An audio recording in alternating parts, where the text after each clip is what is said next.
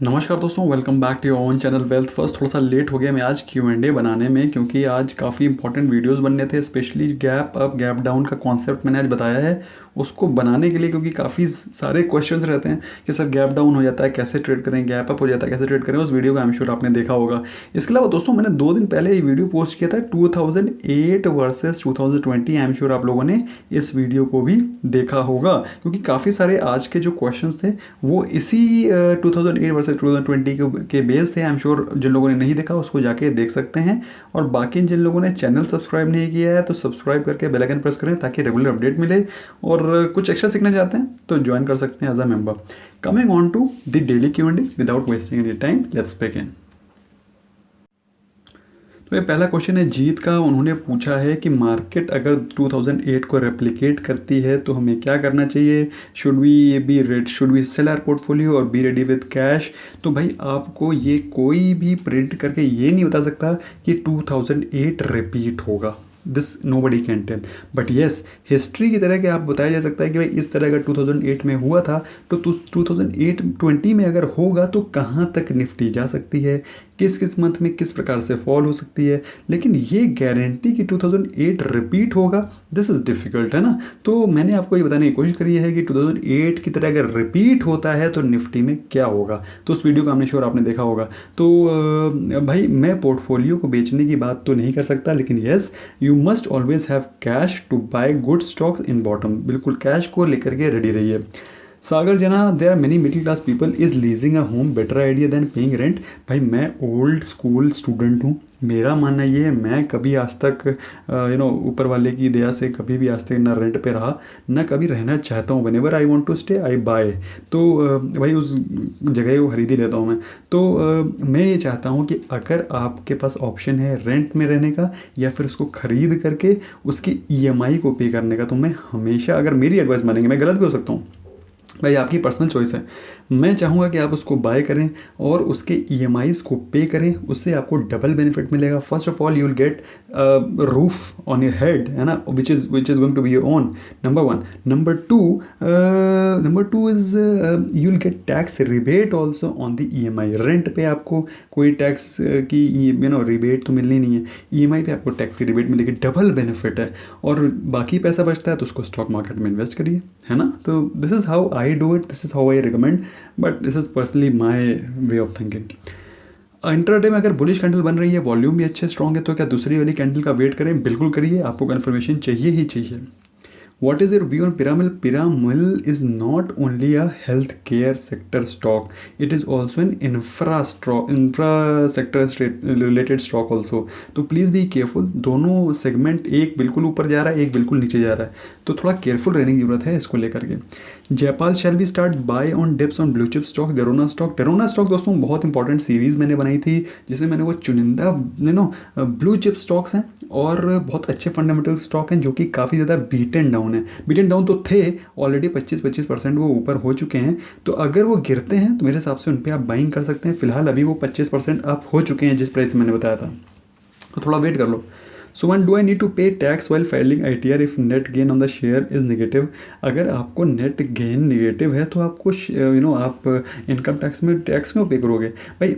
Tax तो तब होगा, income tax is tax on income not on loss, है ना। प्रॉफिट पे आपको टैक्स पड़ेगा। अगर आपने लॉस कर रखा तो उसमें बल्कि आपका टैक्स की आप हार्वेस्टिंग कर सकते हैं। वो बहुत अपने आप CA से मिलिएगा, उनको बताइएगा कि भाई हमको आपके साल मार्केट गिरी है तो मेरा जो प्रॉफिटेबिलिटी है वो नेगेटिव में है, तो मैं क्या करूँ, तो he will advise you better.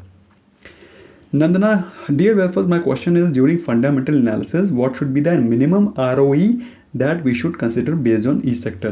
देखिए पहले तो ROE समझो होता क्या है। ROE is return on equity. Return on equity क्या होता है?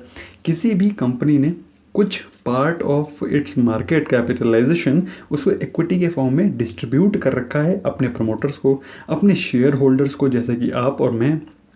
तो भाई जितनी कैपिटल की इक्विटी मार्केट में छोड़ी गई है उस पे कंपनी कितना परसेंट रिटर्न दे पा रही है। कहने का मतलब ये हुआ कि जितनी इक्विटी की जितनी जितनी जितनी सम की इक्विटी है, जितनी वेल्थ है इक्विटी की, उस पे कितना रिटर्न मिल रहा है, मोटा मोटा ये समझो। तो अब आपका क्वेश्चन है कि आरओई की क्या एक्सपेक्टेशन होनी चाहिए।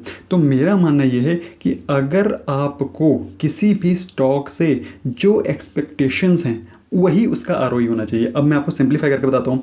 जैसे कि आपको क्या लगता है, आपको लगता है एफएमसीजी आपको कितना देना चाहिए साल में, आपको लगता है 20% मुझे हर साल रिटर्न देना चाहिए, क्योंकि एफएमसीजी इसकी कंटिन्यूड रहती है, इसकी सेल हर साल के हर 12 महीने, तो उसकी आरओई कितनी होनी चाहिए 20%। तो आपको उससे जितना रिटर्न आप एक्सपेक्ट कर रहे हो किसी स्टॉक से वही आरओई उसकी आइडियल आरओई है। अब आपको क्या लगता है स्टील सेक्टर इस समय चल रहा है, नहीं चल रहा है, ऑटो सेक्टर चल रहा है, नहीं चल रहा है, तो उनकी आरओई आप क्या एक्सपेक्ट कर रहे हो, क्या आपको 20% दे पाएंगे? नहीं। जब नहीं दे पाएंगे तो उसी प्रकार से आपको जो एक्सपेक्टेशंस आपको लग रहा है उस स्टॉक से, उस सेक्टर से, वही आरओई आपको एक्सपेक्ट करनी चाहिए, that is return on equity. बात समझ में आ गई है। अब आप कह रहे हैं कॉनकॉर की 12% आरओई है, क्यों? क्योंकि इस समय पूरा का पूरा ट्रांसपोर्टेशन सेक्टर तो डाउन चल रहा है ना। अगर आप सोचो कि मैं कॉनकॉर को एफएमसीजी एचयूएल से कंपेयर कर लूँ तो बिल्कुल गलत है कि नहीं। तो फिर आप 100% एचयूएल ही ना ले लो, लेकिन जब एचयूएल गिरेगा और ये भागेंगे तो फिर आपका पोर्टफोलियो डाइवर्सिफाई नहीं होगा। इसलिए आपको सब कुछ थोड़ा थोड़ा रखना पड़ता है। जिस अभी ये 12 है कल ये 20 होगा, आज एचयूएल 20 है तो हो सकता है कल एचयूएल 15 हो। बात समझ में आ रही है कि नहीं आ रही है? तो this is how you rate ROE, return on equity. 2 questions for 38-year-old. Okay, I have Axis long term equity fund regular plan. पहले आता है रेगुलर प्लान कभी लेना नहीं है, डायरेक्ट प्लान लेना है, क्योंकि उसमें कुछ कमीशन निकल जाता है। जो आपको प्लान प्रोवाइड कर रहा है वो आपका कुछ कमीशन ले लेता है, उसके आपकी ग्रोथ कम हो जाती है। तो अब वी हैव टू पे 2% कमीशन। बिल्कुल सही कह रहे हो आप।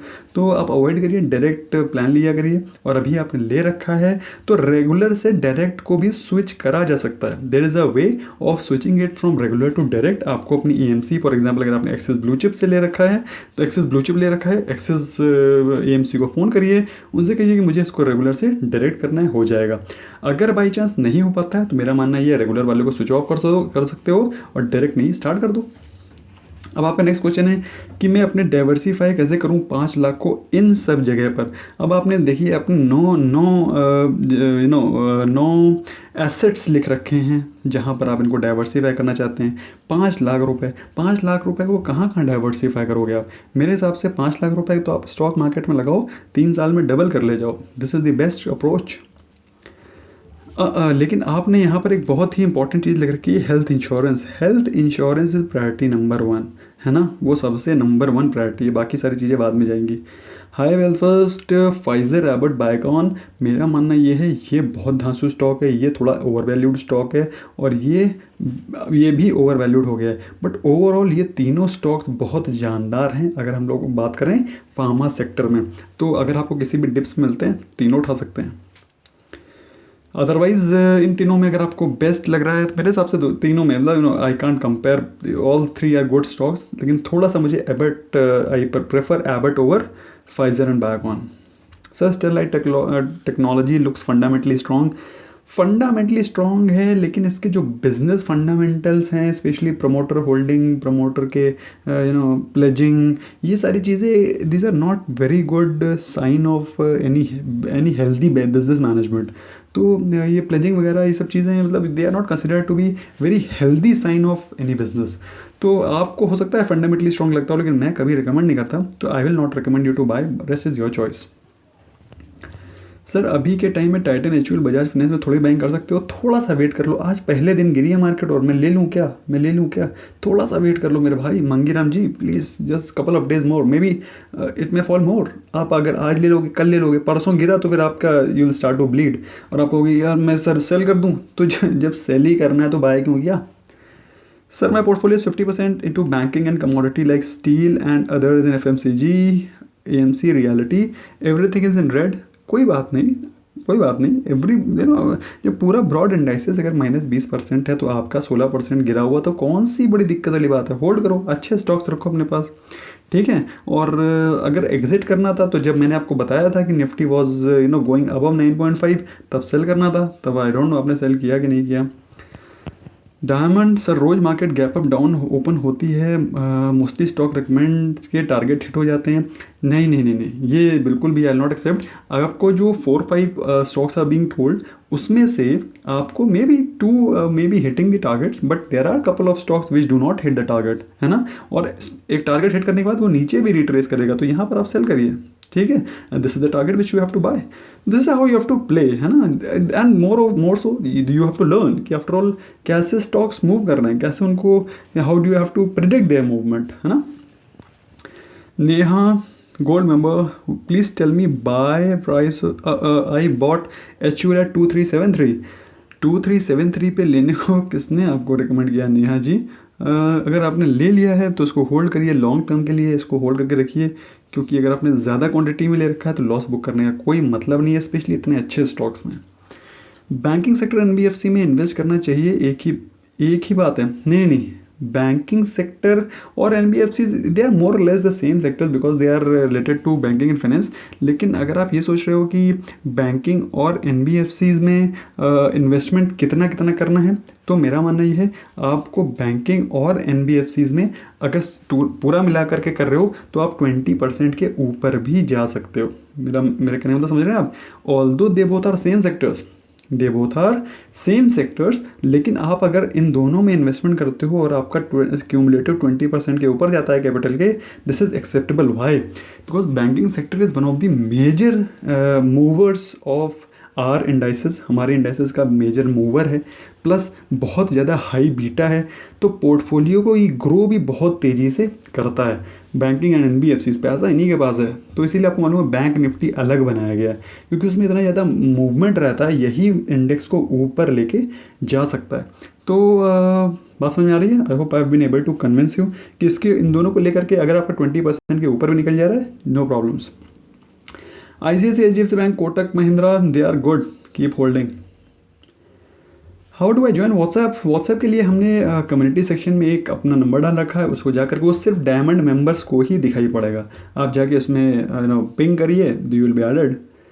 Dow gap down open again, क्या कल गैप फिल होगा?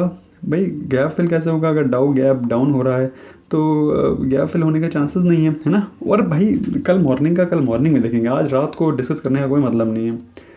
Is there any significance of colour of cloud? बिल्कुल there is, I will make a third video on this, that will be a concluding video, है ना। उसमें मैं आपको फाइनली सारी चीज़ें समझा दूंगा, क्योंकि मैंने उसमें जो पिछले 2 वीडियोस उसमें क्लाउड का कॉन्सेप्ट थोड़ा सा कम कवर किया है। मैं क्लाउड फाइनली समझाऊंगा, specially cloud A cloud B जो 2 क्लाउड्स हैं, उनका क्या मतलब होता है, क्या इन्फ्लुएंस होता है, वो भी समझाऊंगा। Hello sir, I have BBL at 649, hold और एग्जिट। आपने ले रखा है, अच्छा स्टॉक है, आज करेक्ट हुआ है, लेकिन करेक्ट होता है और लेंगे। Love your work, thank you Vinay ji, Vinay Bansal. Next bank level of Bajaj finance, अभी थोड़ा सा वेट कर लो, आज ही तो पहले दिन गिरे हैं ये, गिरने तो दो, धाराशाही तो होने दो। तो दोस्तों ये था आज का Q&A, छोटा short and sweet. I hope आपको क्वेश्चंस क्लियर हो गए हैं, ROE का कॉन्सेप्ट क्लियर हुआ होगा, और कोई क्वेश्चन क्वेरी रह गई है तो कल के फर्स्ट वीडियो में आप पूछ सकते हैं। Thank you so much friends for watching, bye bye for now.